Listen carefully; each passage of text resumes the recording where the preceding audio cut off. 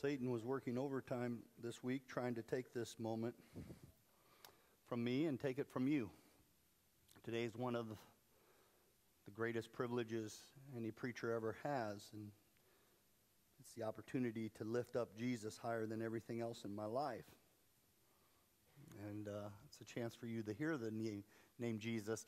Lauren crafted such a beautiful service. All the songs, just Jesus, Jesus, Jesus, over and over and over again. As beautiful as it was, it won't even come close to what Paul is about to do today. He's about to take our hearts as close to Jesus as we possibly can. You're going to learn some things today. For the newcomer, there's things that maybe you don't know about him that Paul's going to unpack, and it's all important. Why? Because Jesus would become historically the greatest game changer of all times. I heard that phrase, game changer, game changer, game changer, a few weeks ago when LSU played Clemson in the National Football Championship. And it was all in regards to this young man right here. If you're talking about sports, he is absolutely a game changer. He was a Heisman Trophy winner even before he went in. He led his team, the LSU Tigers, to a perfect season, not one loss the entire time. He played a perfect football game. They won the national championship. He's named the MVP of the entire game. That day he threw for 463 yards, an all-time collegiate record. He ran himself for 58 yards, an all-time collegiate record. He had 6 touchdowns. 5 of them were thrown. 1 of them he carried in himself. I mean, he is in sports an absolute game changer, Joe Burrow. But I'm not talking about sports. I'm talking about in all of history, there's one name that becomes the greatest game changer of all times. It is the name Jesus. All the historical names that you can imagine, all of the history, just imagine from the beginning of time to the end to now, all of these historic names, and they've all done amazing things. But there's one name that throughout history everyone recognizes, and it is the name Jesus. He has absolutely no seconds in this world. We're in a series of sermons through the book of Colossians. We just started it last week. Today's a very, very powerful day. Back in the time that this was written, 2,000 years ago, the name Jesus was under attack. There were false teachers and people, even in the church, who said, you know, Jesus is cool. It's okay to have Jesus, but he's not all that unique. And they tried to blend in other religious ideas. It's the same thing we hear today, that Jesus, you know, it's okay if you like Jesus, no big deal, but he's not that great. In fact, you have no idea how many times I'm invited to a public event where I have been told that I cannot pray in the name of Jesus. It's okay to talk about God, but you cannot talk about Jesus, because everybody has this God concept, and it might be right, it might be wrong, it might be some other God. Who cares? You can talk about God. That's universal. Just don't talk about Jesus. And I have to turn down those events. I don't go places where I can't say his name. Paul was in that same kind of game in his day. And he's going to put a quick knife to that idea that Jesus isn't unique. We're in Colossians chapter 1. Buckle up. I'm going to walk through some passages, and you're about to learn a lot. Colossians chapter 1, verse 15. Here we go. The Son, that means Jesus, is the image of the invisible God. Now, let's just stop there. I could have done a whole sermon series on that first little partial sentence there. Jesus is the exact copy, the exact representation of God. He's the exact image of God. If you want to know God better, you need to get to know Jesus better, because he is 100% God. Now, here's where I always lose people, but let me just bring you up real quick. He's 100% man, he's 100% God at the same time. Somebody described him inadequately as being 50-50. He's not 50-50, he's 100%, 100%. He's 100% human because he came from a human mother, all right? Mary was a human. He's born of a human woman. At the same point, he's 100% God because it's through the Holy Spirit. Mary is impregnated through the Holy Spirit of God. Jesus is human in the fact that he had the ability to feel and to show compassion and to hurt and to cry and to bleed and to even die. That's 100% human. On the other hand, he was 100% God in that he could read men's hearts, that he could do miracles, that he could walk on water, that he could calm oceans.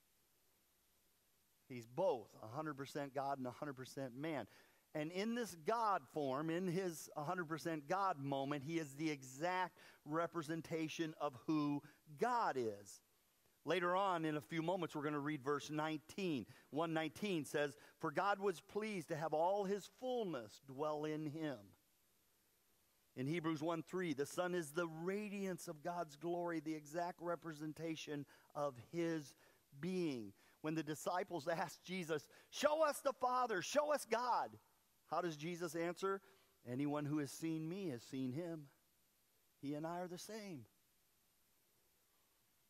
And maybe today you're hearing this for the first time. Jesus is God exactly. Back to that verse 15. The Son is the image of the invisible God, the firstborn over all creation. Now, there's been people who misread this. Firstborn over all creation, they read that he was the first thing created. No, Jesus was before creation. Jesus wasn't created. He's always been there. That's what's so mind-boggling. It sounds so crazy. He existed before he was born in a manger. Maybe you thought Jesus wasn't around until the Christmas story happens. He was here long before that. In fact, all of creation was brought about through Jesus. In John chapter 1, verses 1 through 3, the gospel there begins with, "In the beginning was the Word." Do you see it's capitalized? That's talking about Jesus. I'll prove it to you in a moment. "Was the Word, and the Word was with God. The Word was God. He was with God in the beginning. Through him all things were made. Without him nothing was made that has been made." How do we know this Word is the Son of God? Because a little later in John chapter 1, verse 14, it says, "The Word became flesh. He made his dwelling among us. We have seen his glory, the glory of the one and only," and there it is, Son, "who came from the Father, full of grace and truth." If you want to get to know God better, it has to happen through Jesus, period. Verse 16, "For in him all things were created." We're back to Colossians. "For all things were created, things in heaven and on earth, visible, invisible." Boy, that covers everything, doesn't it? Everything on earth. You've never tasted, seen, touched anything that Jesus didn't make. And he did all that. Everything that's visible, he made. But he also made everything in heaven, everything that's invisible, things you haven't seen yet. Whether thrones or powers or rulers or authorities, that means earthly authorities, they all got it from Jesus. All things have been created through him and for him. He is before all things. He holds all things together. Do you know they don't understand what holds an atom together? There's no explanation as to why an atom stays together. And now we know why it stays together. All the molecules in your system, everything about you, he is holding together. Verse 18, "And he is also the head of the body, the church." All right, I got to stop here for a moment. A lot of people, hey, newcomers, just for a moment, a lot of people think the church was man's idea. It wasn't. Jesus said himself, "I will build my church." And he's the head of the church. He's also called the groom. My people have heard me say this many, many times, but just for the newcomer, just for a moment, the church is called the bride of Christ. And he is the groom. And it would be a mistake on your part to say, "Oh, we want the groom. We like the groom. Jesus is cool, but we don't want his church." It's like standing before Jesus and saying, "We reject your bride." That wouldn't be wise. He is the beginning and the firstborn among the dead, so that in everything he might have supremacy. He might be supreme. He's the firstborn among the dead. Oh, the critics love this. Oh, there it is. That's wrong. He's not the firstborn among the dead. And they'll say, he raised a little girl from the dead. He raised a young man from the dead. He raised Lazarus from the dead. All that's true. So they're saying he's not the firstborn among the dead. They would be. First of all, firstborn means status. He out of all the dead, he's the greatest among all of them. But if you want to get technical about being the firstborn among the dead, it's the difference between those three resurrections that we always call resurrections weren't resurrections. They were resuscitated back to life. That's what it was. It was a miracle. It was done by Jesus, but he resuscitated them back to life. Why? Because they would die again. None of them are with us today. They all died again. Only Jesus came back from the dead to never die again. He is eternal. He is always with us. And so in a real sense, he is the firstborn from among the dead. And then verse 19 again, for God was pleased to have all his fullness dwell in him, through him, to reconcile to himself all things. What is God doing? God is reconciling a broken world, a broken people, all of us. He's reconciling us back to him, whether things on earth or things in heaven, by making peace through his blood shed on the cross. And boy, oh boy. Okay, if you want to know God, you got to get to know Jesus. If you want to get to know Jesus, it comes through understanding the blood that he shed for us. And then finally, in the last few verses I'm going to cover today, verse 21, this gets personal. Once you and me were alienated from God, we were enemies in our minds because of our evil behavior. But now God has reconciled us to Christ by Christ's physical body through the death to present us holy in his sight, without blemish, free from accusation, if you continue in your faith, establish firm, and do not move from the hope that you have in the gospel. Jesus, through this blood, has reconciled us back to God. And now, because we're reconciled back to God, because you and God are cool, when God looks at you, he sees you as holy, no blemish, without accusation. Oh, mankind, humans might be able to look at me and point things out. You know, Ron's not perfect. Oh, yeah.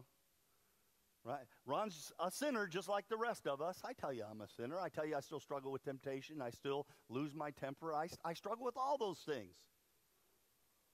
But God doesn't see that. Do you understand what that means? You and I can take a deep breath today and relax in regards to our relationship to God, because he does not see all those imperfections. They're gone in his sight. When he looks at you, he sees you as a holy person. I don't feel holy. But when he looks at me, I'm holy because I'm connected to Jesus. When he looks at me, he sees no blemish. There's no spots. There's no wrongs from the past. I know there are wrongs from the past, but he says, no, they're gone. And you are without accusation. Forgive me, but just let me have this one. Satan is trying to impeach you. And you cannot be impeached in front of God. Because of your connection to Jesus, you have been totally acquitted. It's gone. Because of Jesus. Because of Jesus. Because of Jesus. Paul goes on and on and on, pointing us to Jesus. And when the world tries to tell you that Jesus isn't all that, he's not all that, they are wrong. He is all that and more and more and more and more. Revelation chapter 5. In Revelation chapter 5, John is transported in a vision to heaven. And he's in the throne room of heaven. It's magnificent. The colors and the floor is like a sea of glass. And it's just, the beauty is overwhelming. But there in the throne room sits the throne of God, and he is there. Around the throne are 24 smaller seats, smaller thrones. They are the 24 elders. And floating over the throne are these creatures, these four living creatures, and they're floating past John. You know, every so often one floats past John. And as it floats by, it's declaring that the one on the throne is holy. He is holy. He is holy. And John is in that moment. And then all of a sudden a scroll is brought into the throne room. A scroll. You ought to envision a biblical scroll. But it's sealed tight. And all of a sudden it becomes overwhelming to everybody there that there's nobody worthy, nobody who has the authority to open that scroll. And for whatever reason, it's such an intense moment to John, he starts crying. There's nobody worthy to open the scroll. And in this moment of John crying, one of the elders says to John, oh, there's one worthy. There's one who has the authority. He is the Lion of Judah, and he is here today.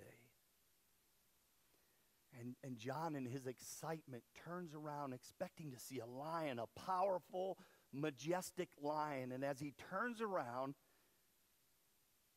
he sees a lamb that is covered in blood. That lamb is Jesus. And Jesus walks into the throne room. The Father gives him the scroll, and he has the authority, and he is worthy enough to open it. He breaks the scrolls, breaks the seals, and he unrolls the scroll in front of all of mankind.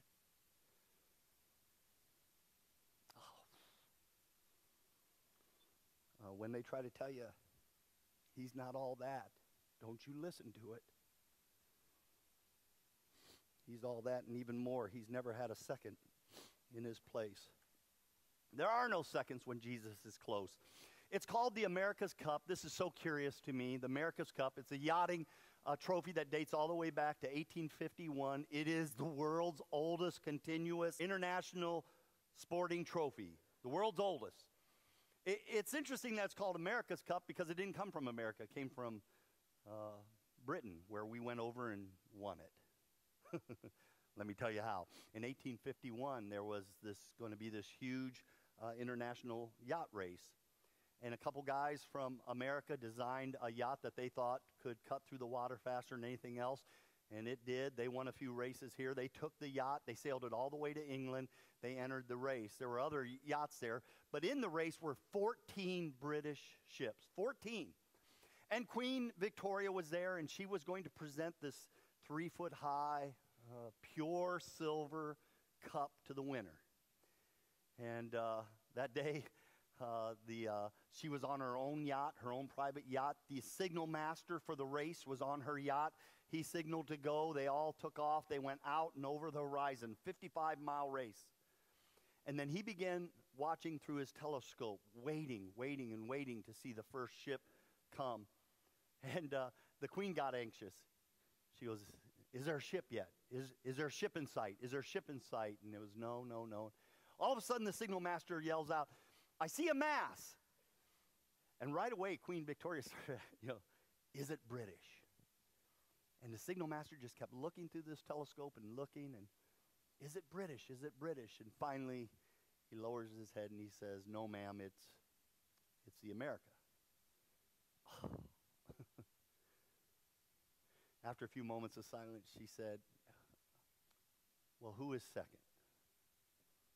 And this signal master just kept looking through the telescope, looking, and she got impatient, asked again, who's in second? And who's in second? And finally, after several minutes, the signal master turned around and he said, Your Majesty, there is no second. The American ship had so trounced all the other ships that there wasn't one of them in sight as it came in and won the race. It's called the America's Cup, not because America has it.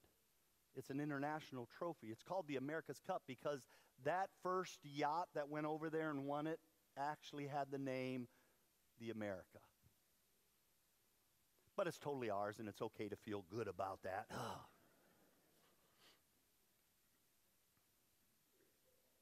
Jesus has no seconds. There's no one in second place when you're looking at Jesus. There's no second place in the picture when you're talking about Jesus. No one even close. Jesus has never had a beginning. He will never have an end. Jesus has always was, and he always will be. Everything around us is so fragile. Everything around us is so tied to time, but he is not. He is absolutely eternal. He's always been. While everything else in the cosmos will one day come to a stop, he never will. All authority in heaven and on earth and under the earth belongs to him. There's not a single bird that was ever created that wasn't created by him. There's not a single bird that ever takes flight without the power and the authority that has been granted to that bird by him. Not a single bird will ever fall in any untouched, unreached, undiscovered jungle that he won't know immediately that that bird has fallen. Why is that important? Because he knows you just as intimately. Not a hair on your head ever falls out that he doesn't know the exact number left at that moment. Not an event can happen in your life that you ever go through by yourself, because he will always be there. Behold, lo, I am with you always. I will never forsake you. I will never leave you, he said. Not a tear will ever roll down your face that he doesn't collect and keep and cherish and mourn. His power knows no limits. He only speaks and the lame walk. He only speaks and the deaf hear. He only speaks and blind eyes are open. He only speaks and storms stop. He only speaks and seas become quiet. And he can raise the dead with power and the authority of only 4 words. Young man, get up. And he can raise the dead with only 3 words. Lazarus, come forth. And he can raise the dead with only 2 words. Child, arise. And one day, when you die, he will bring you back to life with a single word. Live. You can trust him with your chaos. If you're in a financial chaos right now, you can trust him. If you're in a work chaos, you can trust him. A family chaos, a marriage chaos. If you are in the middle of a death chaos or a health chaos, you can trust him with all of that. Because it was out of the chaos of the cosmos that he brought beauty and life and wonder. It was the chaos of the storm that he brought peace and life and excitement. It was out of the chaos of the cross that he brought eternity and redemption and salvation. There's never been anyone like Jesus Christ.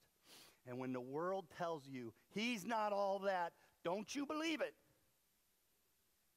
He is all that and more and more and more.